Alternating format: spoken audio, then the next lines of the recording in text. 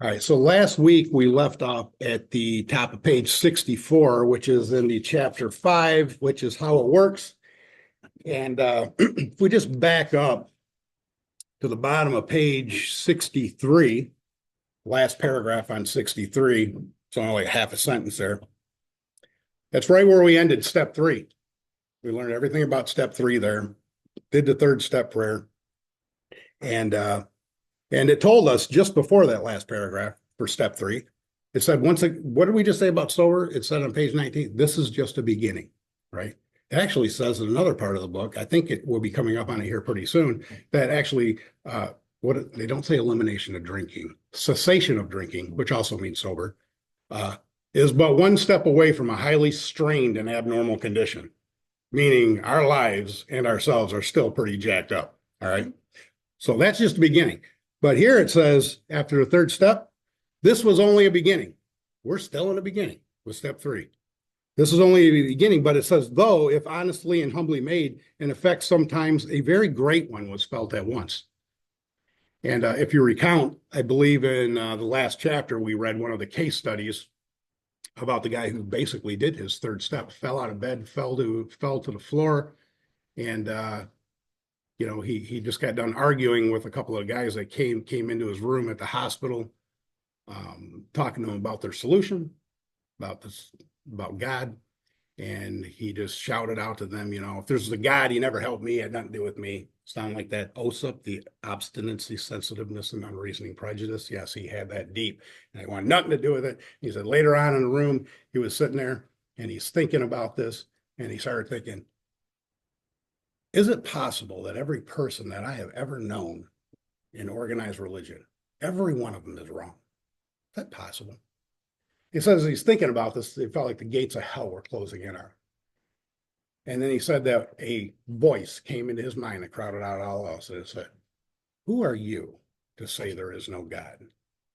And he tumbled to the ground. He offered himself to God. He said that he was in companionship. He had a spiritual experience right at that point. It doesn't happen by step 12 here. It happened to him right then.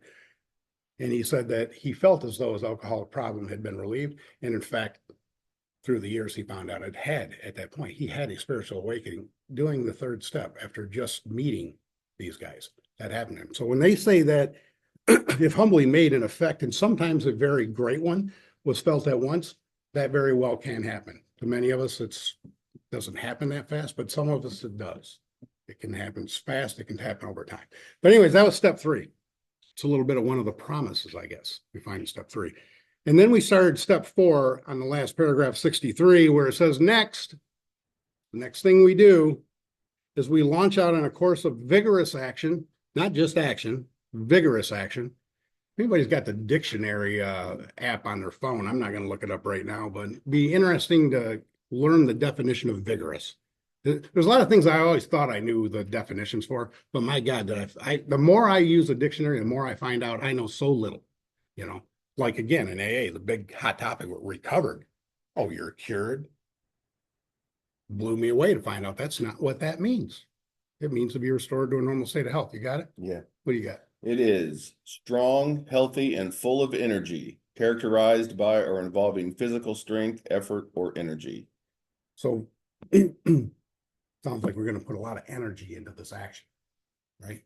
We're going to take some very energetic action, a course of vigorous action. The first step of which is a personal house cleaning, which many of us have never attempted, though our decision, step 3, was vital. Definition of vital, anybody? Necessary for life. People are listening. These are the ones in the first row, guys.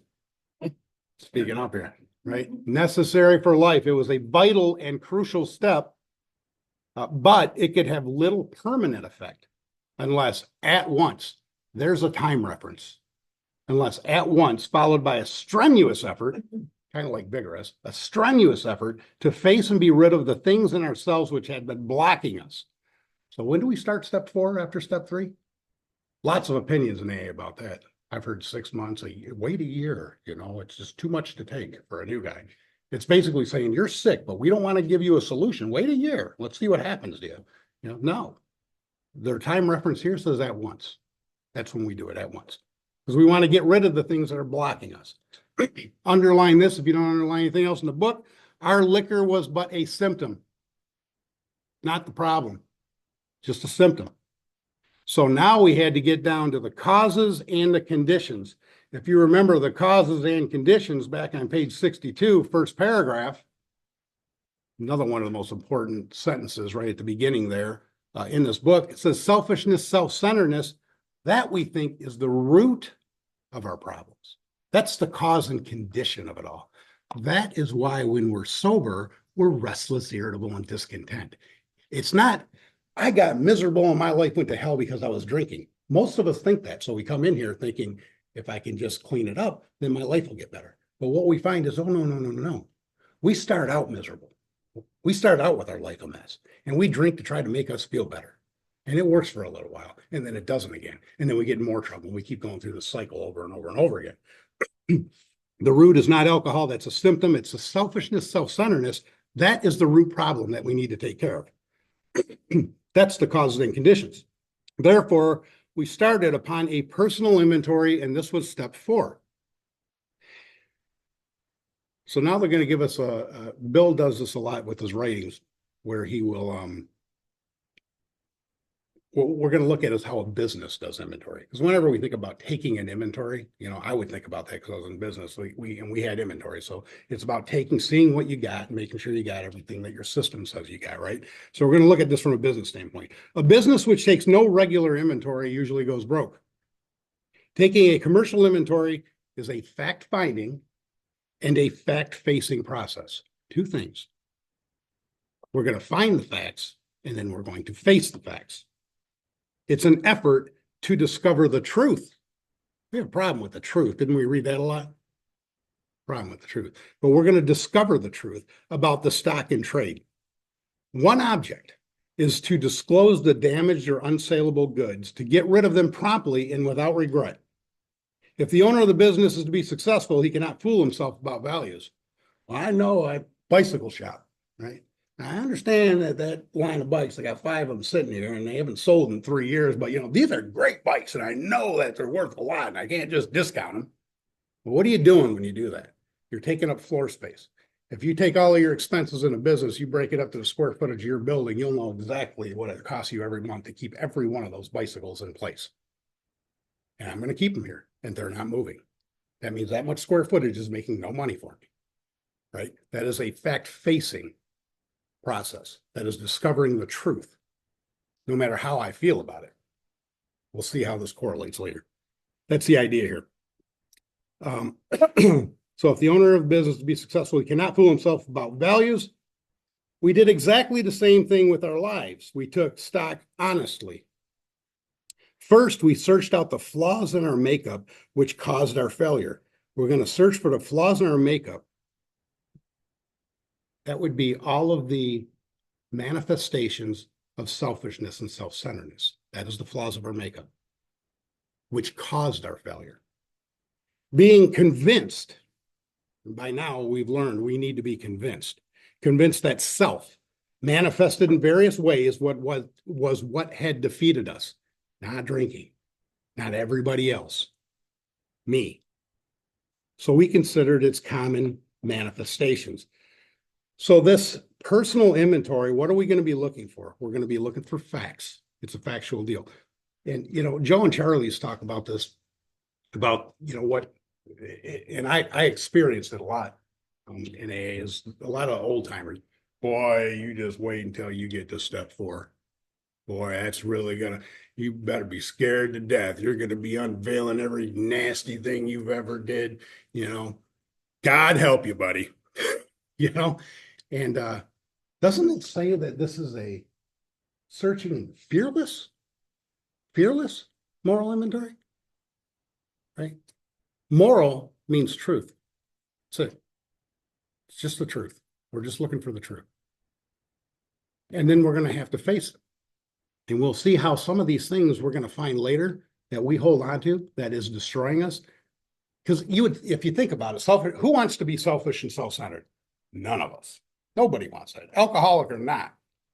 So you're going to ask yourself, well, why would I ever hold on to these things? Like later we talk about asking God to take away. Well, How do I know if I'm ready for it? Of course, nobody wants these things, but you may find that in some instances we'll get into, you may want to. We may use these things as crux for ourselves.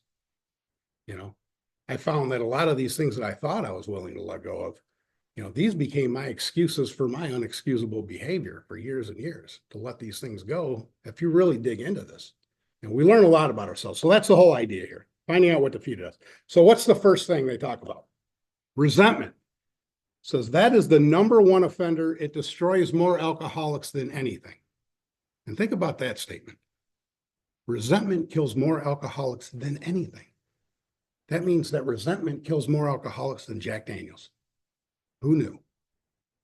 Who knew? Number one offender. From it stem all forms of spiritual disease. The only place in this book, in the first portion, that you're going to see the word disease, where we talk about spiritual disease. Spiritual disease. So before we finish this, well, let me just finish this. It says, for we have not only been mentally and physically ill, we've been spiritually sick. Okay, so what we've learned up to now, what did the doctor tell us? And what did these guys say in the beginning they suffered from? A seemingly hopeless state of mind and body. The doctor told us what's wrong with our mind. The doctor told us what is wrong with the body of an alcoholic. Mind and body. It's all we've read about in the first 3 chapters. And everything has been based on those 2 things.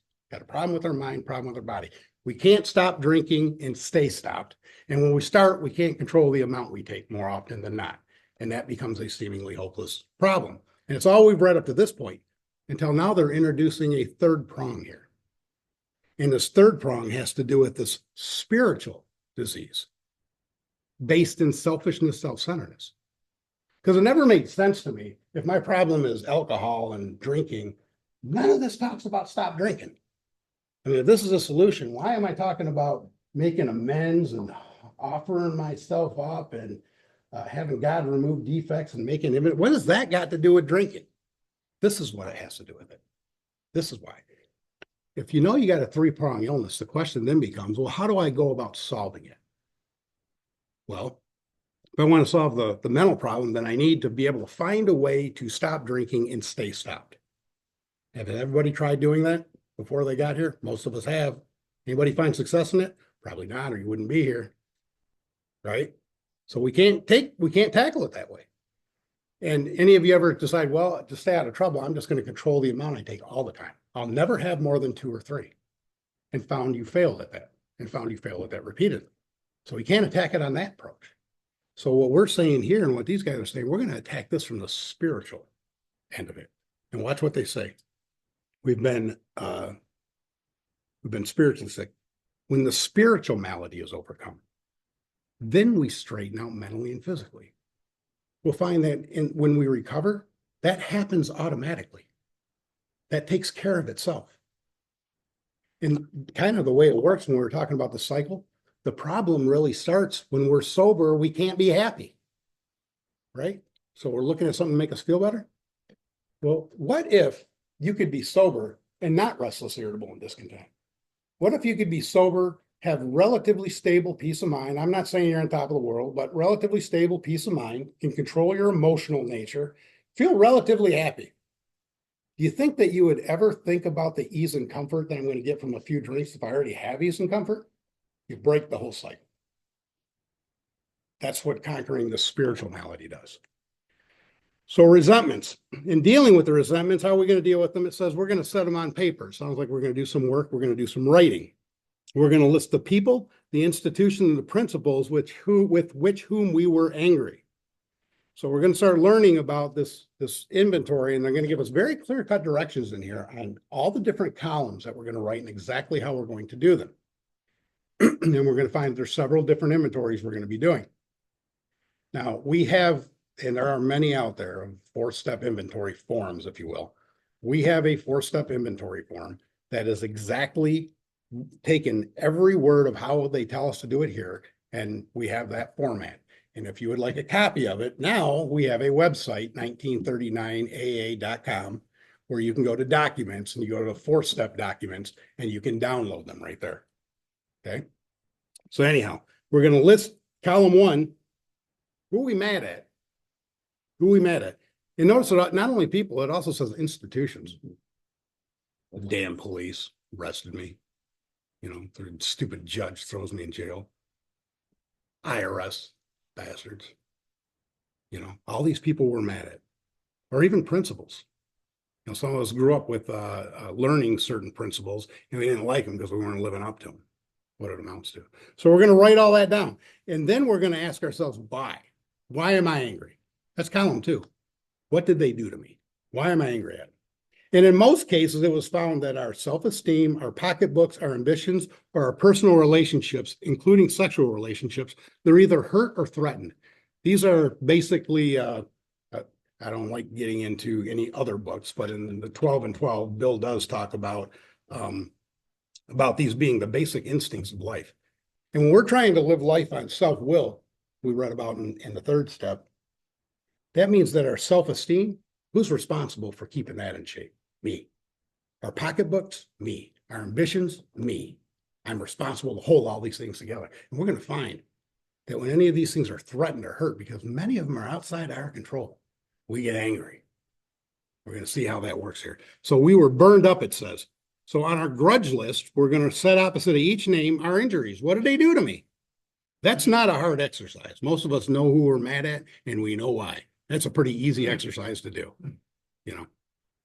But then it says, was it our self-esteem, our security, our ambitions, or personal or sex relations which had been interfered with? And here's some examples. I'm only going to go through number 1. Column 1, who am I mad at? Mr. Brown. Why? His attention to my wife. Let's look at that. Man, dude's trying to move in on my wife. What's being affected? I'm mad at him, but what's being affected? Well, if she goes for him, my sex relations might be messed with. Probably ain't gonna be getting any of that anymore, right? And I have no control over that. My self-esteem, what's everybody gonna think of me? If she goes running off with him, what's everybody at the office gonna think of me? And notice how they put fear in there, and you can see fear in all of them. I never thought I was a fearful person until I started understanding it's all about fear. And what is all this about? It's all about stuff I have no control over, so I'm mad at him. But if you take that a step further, that's the more important column, is what's affected. It's not about Mr. Brown, really. If it was Mr. Green that was making a move on my wife, wouldn't I be just as upset with Mr. Green? It's not even about him. It's about these things that are being affected. What else about Mr. Brown? He told my wife about my mistress. You believe him?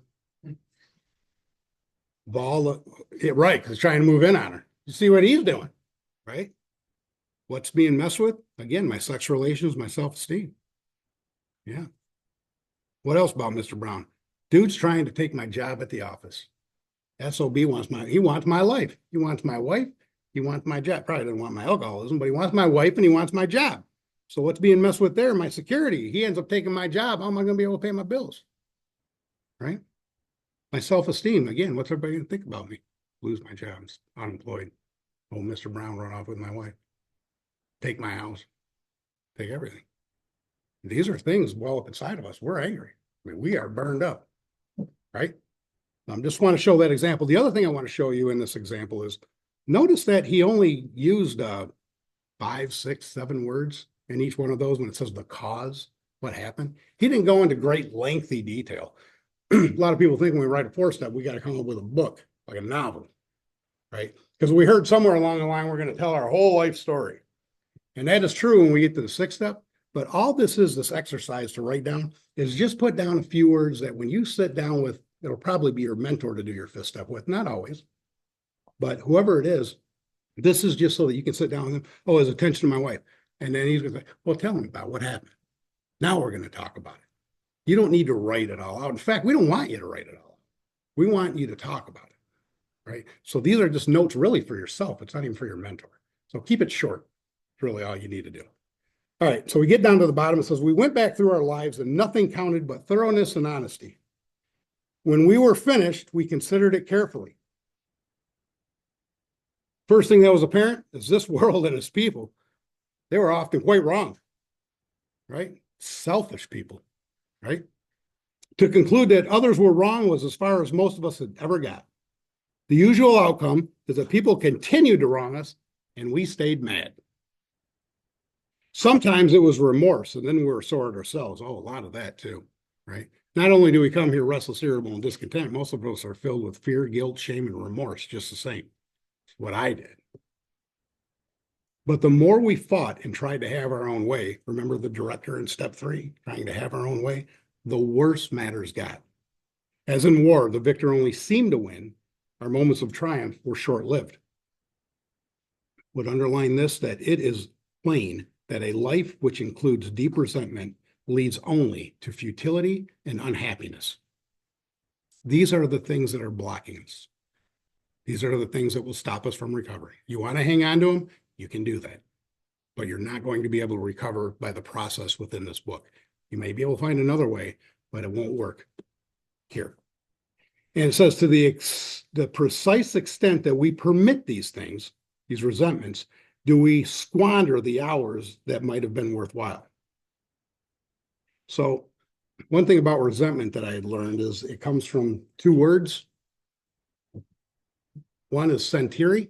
That's where resentment comes from. And all that means is to feel. It's to feel. And when you put the re in front of it, this means to do again. Like if you repaint, whatever, you're doing it again and again. So a resentment is just something we continue to refeel over and over and over. These pains of the past, what these people have done to us over and over and over. You know what I found in many cases? A lot of the people I was mad at, they didn't even know. They didn't even know. Some of them could have been dead by the day, and I'm still replaying and poor me and what they did to me. And it says, to the exact extent we allow that to happen, we squander the hours that might have been worthwhile. But the alcoholic, I'd probably underline this because we learned that we were hopeless. That was step 1, right? It says here, whose hope? Oh, we have hope. Might want to underline what that hope is. Our hope is the maintenance and growth of the spiritual experience. 1, we're going to need to have it. 2, we're going to need to maintain it. And 3, we're going to need to continue growing it. We can't do that with our head full of resentments. It's not going to happen. This business of resentment is infinitely grave. We found it was fatal. Does anybody feel the need to look up grave or fatal? Do we know what that means? It's going to kill us. For when we harbor such feelings, you know how it said that we were blocked? We need to get rid of things that what are we blocked from? Here it tells us when we're harboring these feelings, we shut ourselves off from the sunlight of the Spirit with a capital S. They're talking about God, of your understanding. In other words, if we're holding on to these resentments, that is all based in self and self-centeredness and thinking about me. And as long as I'm holding on to them, I am shut off from the sunlight of the Spirit. Now, we learned just a little bit about when we have the spiritual experience, and our way of living is going to have to do with me not controlling and trying to run my own life based on self-will anymore. It's going to be, I'm going to get direction from God. And then I'm going to take action on that direction. How do I know what he wants me to do? We're going to be asking all the time. That's the actions. We ask, we get direction, we do, and then we judge the results. Most of us find it to be anybody here find that to be a pretty satisfying way of living? So, okay, that's good. So it does work. So that's the deal. But they're telling us you can ask, but you ain't going to get that direction if you're cut off. We got to get rid of this crap. We got to clean this stuff up. And then if we're shut off from the sunlight of the Spirit, what happens? Well, if I can't get direction, that means I'm left on what to run my life? Self-will. And that selfishness and centeredness, what's going to happen? I'm going to get miserable. And what's going to happen? The next sentence says, the insanity of alcohol returns and we will drink again. That's how it works. And with us, to drink is to die. So if we were to live, we're going to have to be free of anger. The grouch and the brainstorm were not for us. Love how they say this. They may be the dubious luxury of normal men, but for alcoholics, these things are poison. Why do they call that a luxury? To have resentment, be mad at other people. A luxury. Well, think about what happens when we do that sometimes. I used to do this a lot with my ex-wife. I would think, whatever the thoughts were, I'm not going to go into specifically, but whatever they were, really what I did with her is the same thing I realized later that I did with everybody in life. And that is I could never be on the same level as other human beings. First moment I met you, I'm either putting you above me or below me. Could never be on the same level as other people. And what I get out of that, if you're below me, that gives me a feeling of superiority. One hell of a sick way to build up self-esteem. especially when knowing inside myself, I got all this remorse for the person I am. It's just this double life that we lead. It's just this sickness that is just overwhelming. They're saying normal people can do that and get away with it, but for us, it'll lead us to drinking. And for us to drink is to die. It's that simple. We can't have it. We can't permit it. So we're going to turn back to our list again, for it held the key to the future. So far, we got 3 columns: the who, the what they did, and what it affected. So now we're going to turn back to it, and we're prepared to look at it from an entirely different angle.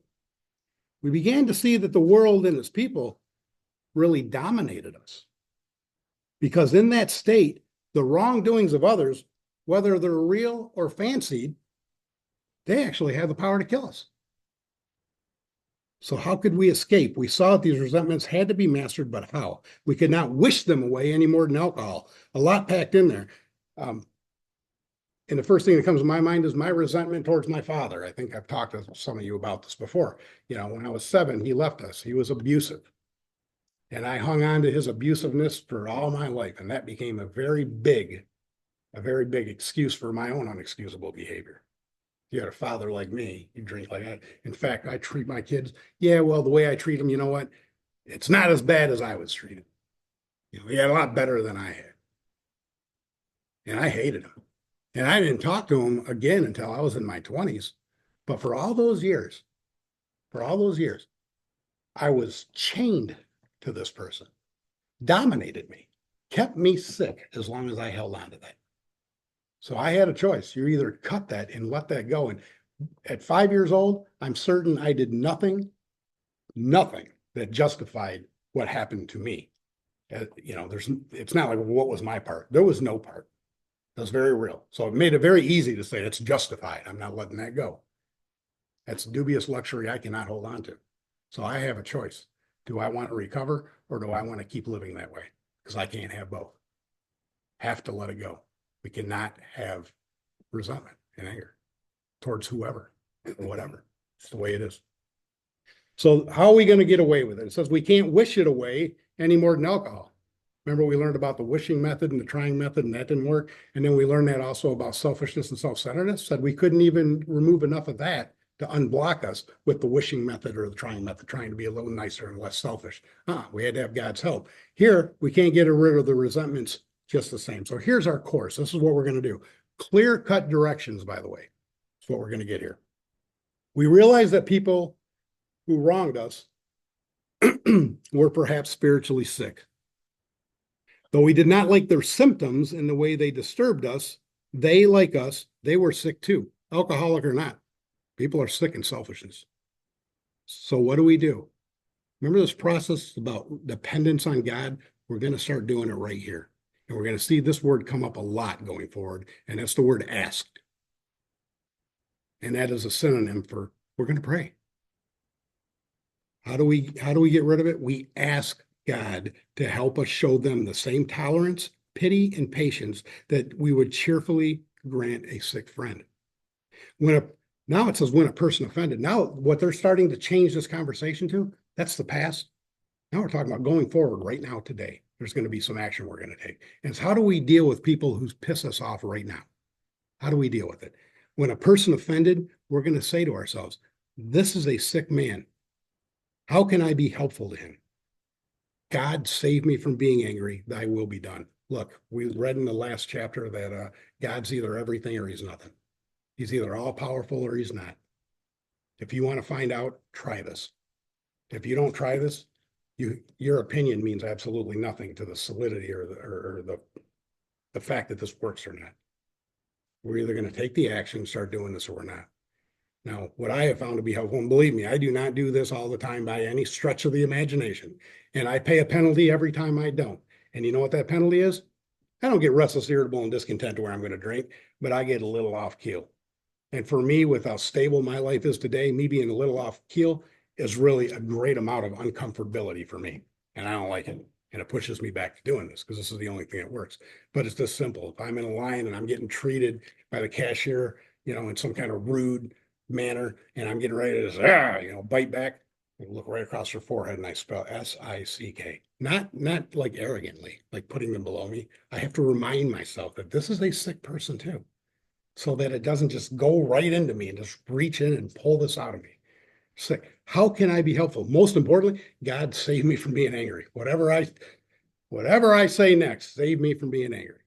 Because I have found more often than not, when I don't do that, whatever comes, no matter how right I am with my wife, that's very often, no matter how right and many times I know I'm right, right? And I'll get into this argument, and my God, once I take over and I run my mouth, no matter how right I was, I have to go back and apologize for what I said. I'm still wrong. I'm still wrong in being right, right? There's no place for it. There's no place for it. All right, so we're going to ask God to give us that patience and tolerance. We grant a sick friend. When a person offends us, a sick person, how can I be helpful? We avoid retaliation or argument. This is a statement that I always go to with a newcomer. What is the number one offender? What's going to kill us more than anything? Resentment, not the alcohol. So if I'm working with a new guy, the first thing that I want him to be aware of is what's going to kill him. And it ain't the drink. It starts before that. It's resentment. So the first thing I tell them, if you're having problems at home, which more often than not is the case, you're having problems at work, whatever it is, avoid retaliation and argument, because that is what is going to kill you. If you have to leave. You have to get away from it. You have to, right? It's number one thing. Second, I gotta mute something here. We gotta mute Lou. We don't want to get into this conversation. So it says we avoid retaliation or argument. We wouldn't treat sick people that way. If we do, we destroy our chances of being helpful. Now, we cannot be helpful to all people, but at least God will show us how to take a kindly and tolerant view of each and every one. So we're going to go back to our list again. Referring to our list again, we're going to put out of their minds what they did to us now. And we're going to resolutely, that means right now, 180 degrees, we're going to resolutely look for our mistakes. Where had we been selfish, dishonest, self-seeking, and frightened? Where had I been at fault? Well, go back to Mr. Brown. And we'll see later, on there, my wife, she misunderstands, doesn't like me. She likes Brown. Brown's moving on her, but he's just as mad at her because she likes Brown, right? How dare she? Well, if I look at it from an entirely different approach here, maybe if I didn't have the mistress, maybe she might not be like Mr. Brown so much, right? Maybe. Never put that together before until I put it on paper. But we got to look at what was our wrongdoing, even if it was small in proportion. I had to go back and make amends to my father, not for anything I did when I was a kid, but for hanging on to that resentment. And he was in AA afterwards for quite a while and tried reaching out several times. I denied him the opportunity to try to make right whatever was wrong. I denied him that opportunity. That was my fault. I had to go back and make that amendment. So no matter what it is, and if you don't have any fault in it, move on. But if there's anything, we have to look for it. Where have we been selfish, dishonest, self-seeking, or frightened? All of which are, by the way, are manifestations of selfishness and self-centeredness. Though a situation had not been entirely our fault, we tried to disregard the other person involved entirely. Where were we to blame? Column 4. What did I do? The inventory was ours, not the other man's. So when we saw our faults, we listed them, we placed them before us in black and white. We admitted our wrongs honestly. And get this, and we were willing to set these matters straight. Well, what if, like with my father, when I first wrote this down, and I wasn't willing? What do? I'm not willing. We're going to find that a little bit later, but what do? Everything goes back to this. It says with every problem we have going forward, our way of living dictates this. We ask God, help me be willing. Help me. I can't get rid of this. Help me be willing. He's either everything or he's not. And if he's not, then I'm left to my own devices and I'm dead. So we're going to stop right there. We'll get onto the fear inventory next week. And with that, we will stop for the day.